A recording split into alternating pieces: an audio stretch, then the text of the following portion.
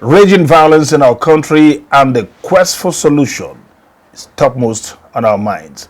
This is Violence Free World. My name is Cally Ikpe, and today I'm privileged to have as guest on the program a veteran politician, an elder statesman, the firebrand Alhaji Buba Galadima.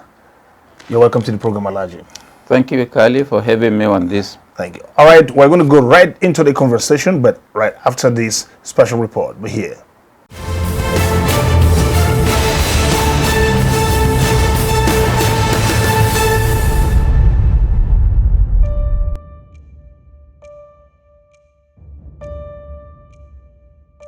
The role of the media has recently come under scrutiny following the protracted bloodletting and violence that has engulfed our country. This will not be time for video. Get out! Get out! Get out!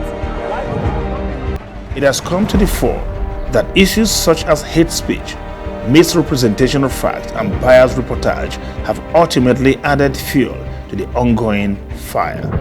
The mainstream media chooses which victim to victimize and which victim to support. That is why most of us, even as activists, did not say anything about the incidents. Many believe that the media has become an instrument of propaganda and blackmail, a trend that negates its traditional role of creating a peaceful and harmonious atmosphere. While it may seem convenient to blame the largely unregulated social media, there is abundant evidence that the traditional media, that is, radio, television and newspapers, more often than not, lend themselves to false, biased and unconfirmed reports. This in itself has helped to escalate the ongoing violence in no small way. I am not saying that we should underreport crimes, but the more you give them those platforms, because they are calling for attention, the more they feel like they have succeeded or they are succeeding. So it's important for the media not only to do balancing, but also to be more patriotic in its reportage of the entirety of the situation. Ethnic profiling, for instance, gained much ground from a reporting pattern that persisted unchecked for a long time. There is also the challenge of practitioners turning deaf ears to certain developments where sentiments and special interests are involved. The mainstream media are paid by the security apparatus, they are paid by corrupt government officials to keep quiet. They only talk on that which interests them and that which is their interest. That which is in their interest will attract the international media. Finally, just as some people have turned acts of violence like kidnapping, banditry, and even insurgency into a business, it is equally believed that the media could help bring about peace if professionalism, empathy, and patriotism are brought to bear on news reportage as we crave a violence-free Nigeria.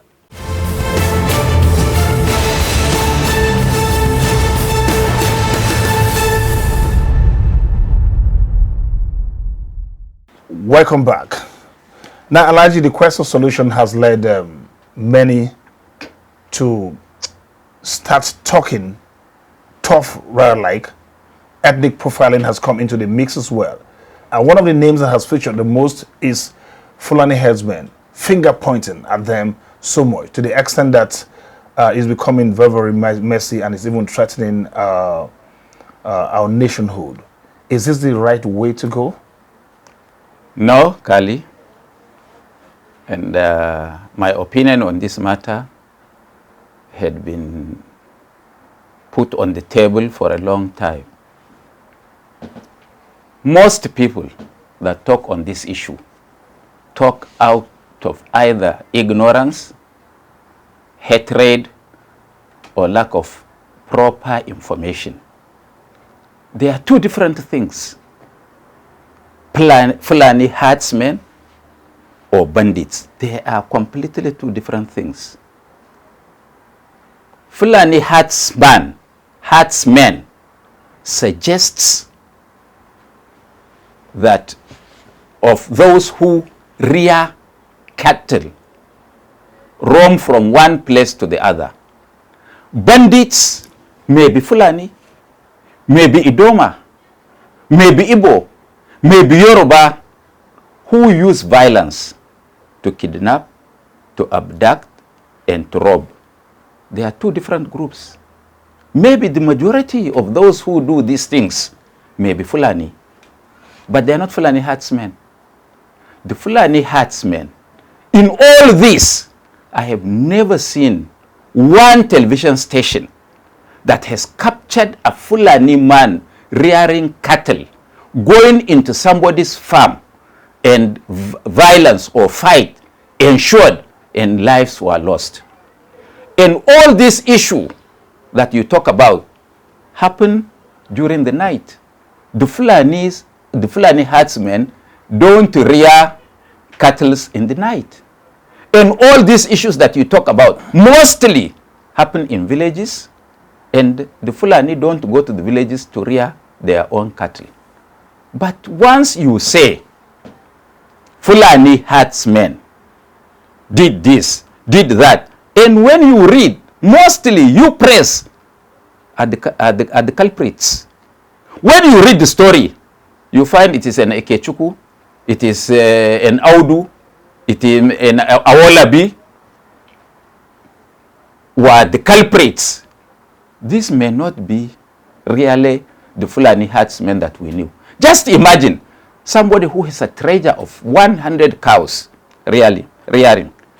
What makes him leave those cattle and leave them where? To go to which village or to go to which road to abduct, to kidnap or kill people innocently? But when you suggest that they are Fulani herdsmen, even if somebody else commits that offense, because you have ethnic profiled the herdsman, people take attack to them. The Fulani herdsmen are at the receiving end from both, at the receiving point from both ends.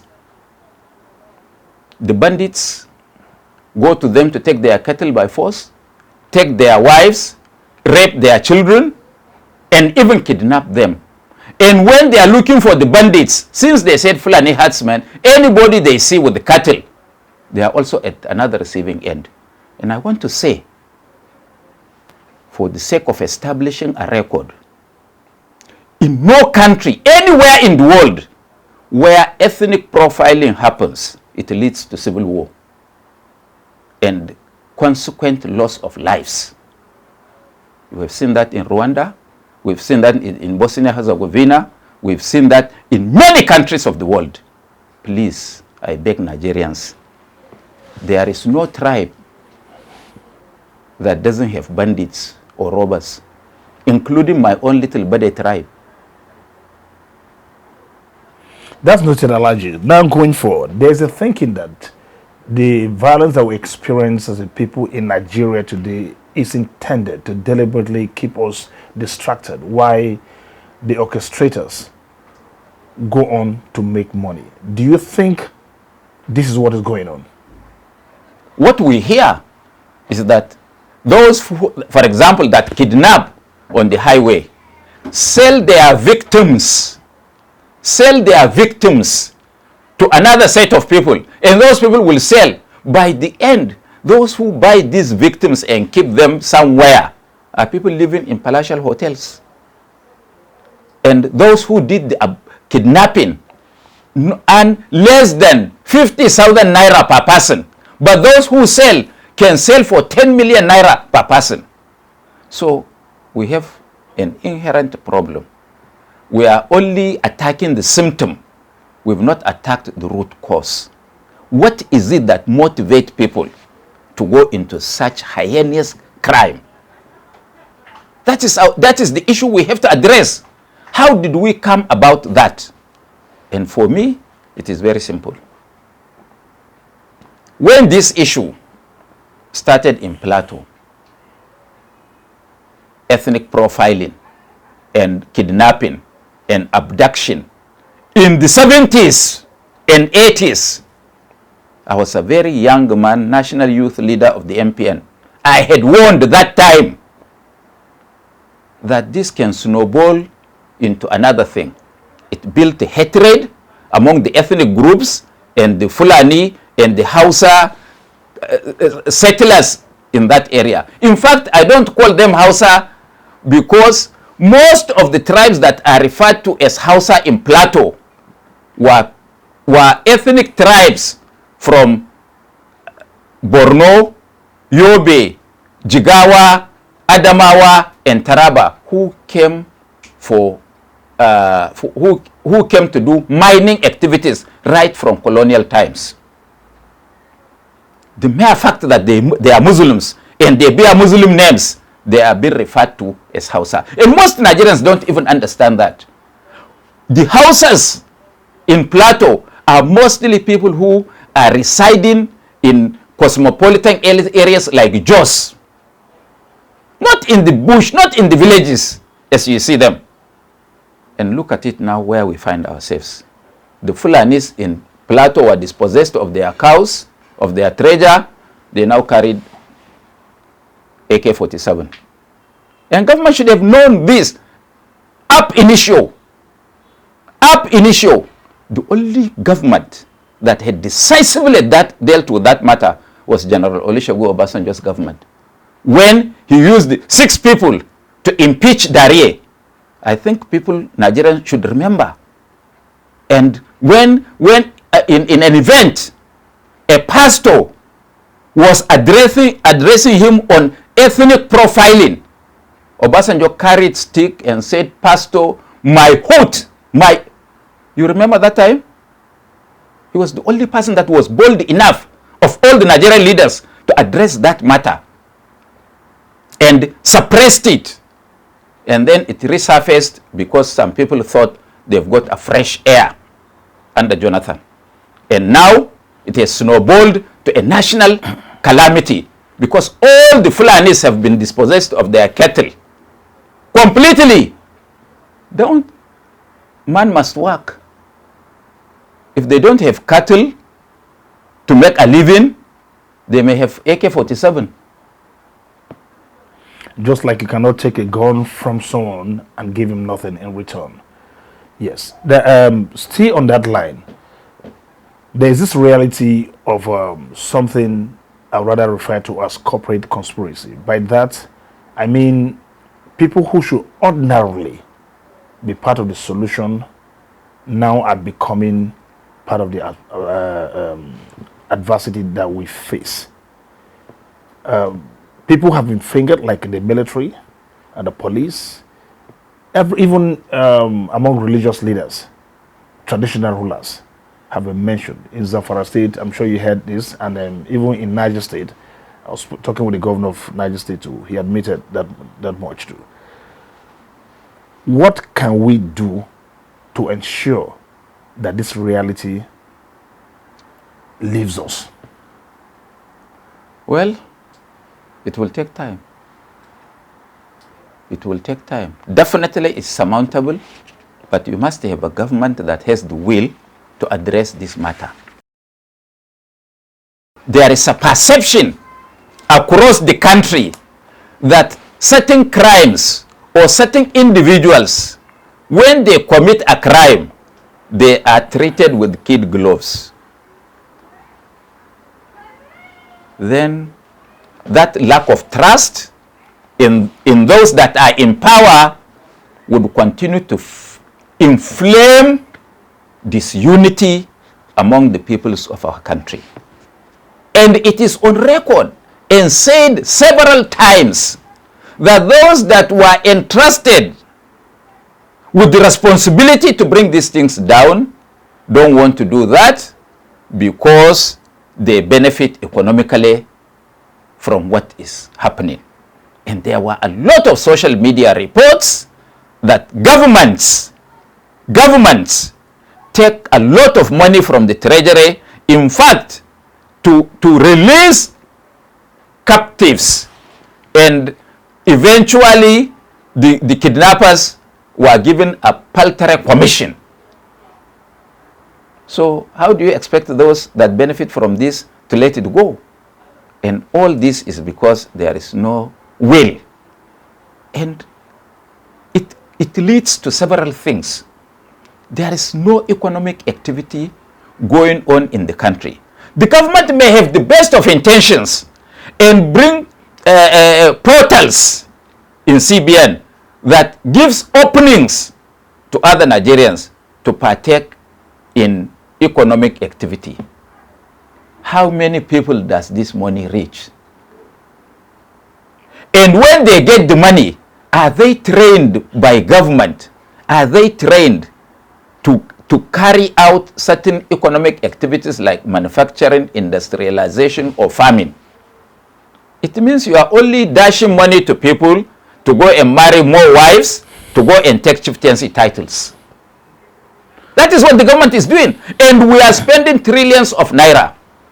If I am asked, how do we economically engage the teeming youth and school leavers in Nigeria? I've got a very simple solution. Well, and that would be? First, let the present central government be decisive and make sure that any amount of money meant for every local government in Nigeria should reach them without anybody in the middle taking that money. Which means money will have to go into the nook and corners of this country. So young men and women or educated elite in those suburbs may not be moving from their remote villages into state capitals, into federal capital, or move from one region to the other in search of means of livelihood. You have to address that. Actually, the money is meant for the local governments, not for the states. And those of us who midwife this constitution right from 1987, 1994, and 2014, I was a member of all these conferences to address such matters. Our idea is that monies meant for local government is shared here in Abuja with the name of every local government with attached amount of money. How is it that at the end of the day, somebody will lay this money, carry the money, and give the chairman of the local government only 2 million naira at the end of every month? That's very unfortunate. I'm coming. That is only one. You can't industrialize, you can't manufacture, because with the kind of graduates, number of graduates that we churn out, no country's public service can observe these graduates. So what do we do? What to do is very simple. Crash the interest rate of banks to single digit. Nobody can borrow at 35% and expect to make expect to make profit, unless he's also borrowing to go and steal. So when you crash the interest rate, industries can spring up, manufacturing concerns can spring up, and young men and women, educated and uneducated, will have access to job opportunities. This has to be done. Thirdly, why don't we do the Chinese model? What's this Chinese model? As I talk to you, the military and the paramilitary in Nigeria, there are about 2 million. All of them, custom, immigration, civil defense, army, navy, air force, all these ones put together. What the Chinese do is that they take half of their military, establish industries for them, and they work on those industries, small industries, for 2 years. Then they change, they come back to the military. By the time you reach your retirement age of putting 30 years in the military or in custom, you are only 50 to 55. You can start a new business and you have learned a trade. You've learned a trade. If there is a national emergency as we have today, they can be recalled to go and fight. Now, nobody learns anything. So, how are we going to develop? How are we going to teach the people? You carry money and you say you are doing SME and you throw it to the thin air. You take loan. People in government share because they are not responsible. They believe they are above the law. Well, Elijah, I'm sure we won't keep going around in circles, and someone is listening, basically. We'll come back. There's so much that we need to touch on. You hinted at the media, and we hinted at the balkanization, and a whole lot that we need to touch on. But that will be after we return from this break. This is Violence Free War. We'll be right back after this time out.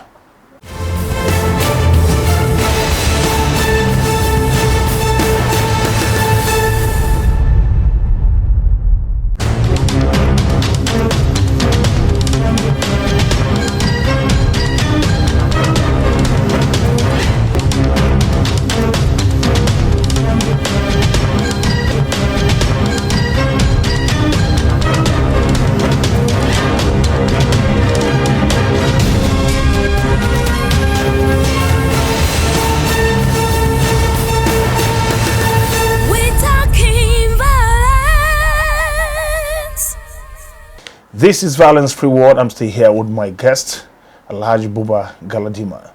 And Alhaji, before we went on break, we hinted at what we think the media is doing that is helping or worsening the situation. Generally, what is your opinion as far as the media is concerned, with the media involvement in the war, the handling of the, not just the war, violence generally in Nigeria?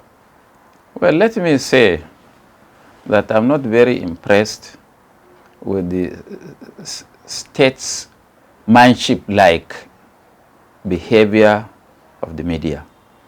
The media should play a key role in uniting the peoples of our country.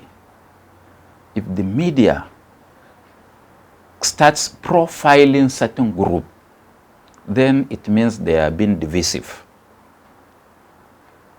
That should never be done, even if it concerns your own people. Just like statesmen, if they know that something is even real and it will harm national cohesion and brotherliness, they will never fund that emblem of hatred.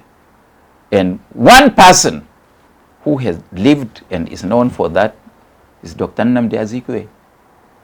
It doesn't matter what, or General Gawan.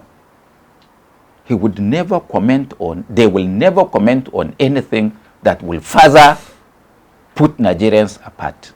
And I expect the media to play that key role.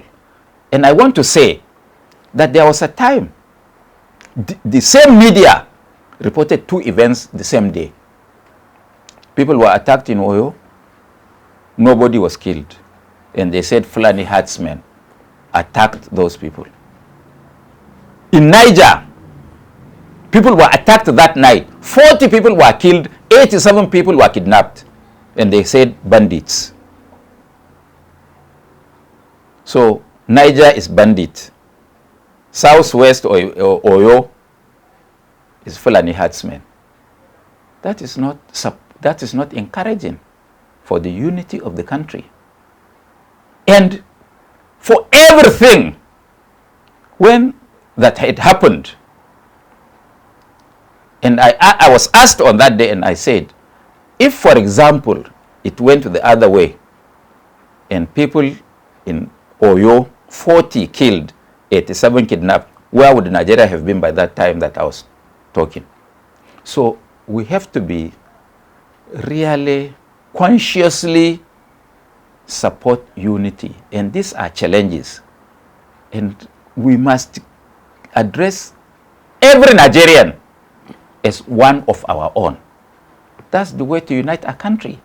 And we could not, at this point in time, I have children with the Yoruba blood, I have children with the Kalabari blood, I have children with the Kanuri blood, I have children with Bade blood, where my own tribe. I'm not Fulani, I'm not Hausa, and my parents never spoke one word of Hausa or Fulfulde before they died. But if they are killing Fulani people, You know that I can be number one candidate? Because even if I shout that I'm not Hausa, I'm not Fulani, would anybody listen to me? Even thief man can be a victim. We have come a long way. We should consolidate on our unity rather than our division. Well said, Alhaji. Now, the same press inadvertently had given vent to these talks of balkanization. If Nigeria was even going to split into segments, various countries, how many will be enough? Will 100 be enough? Will 1,000 be enough? Is that the way to go? No! It's not the way to go. It's not in your interest. It's not in mine. Nor is it in anybody's interest here. We are better as one Nigeria. We are better as one Nigeria. What we lack are leaders with large heart that accommodates everybody and have everybody the sense of feeling that they belong. Not all of us could be presidents at the same time.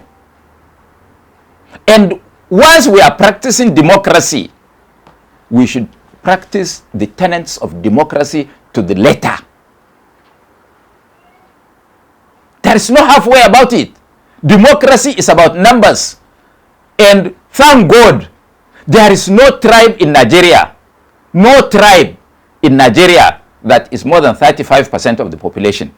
Therefore, every tribe, for them to win any national election, have to have the support of other people. So we should all strive to have that large heart and accommodate. And we can easily be identified. Go to the office of an Igbo man, a Hausa man, a Yoruba man, a Tiv man, an Igala man, a Idoma man, Kanuri man, or Nupe man. If he's a minister, look at his office. How many people of other ethnic groups is he working with? If you say we started with 2 regions, north and south, we became 3 regions, east, west, and north. We became 4 regions, including Midwest. We became 12. We became 19.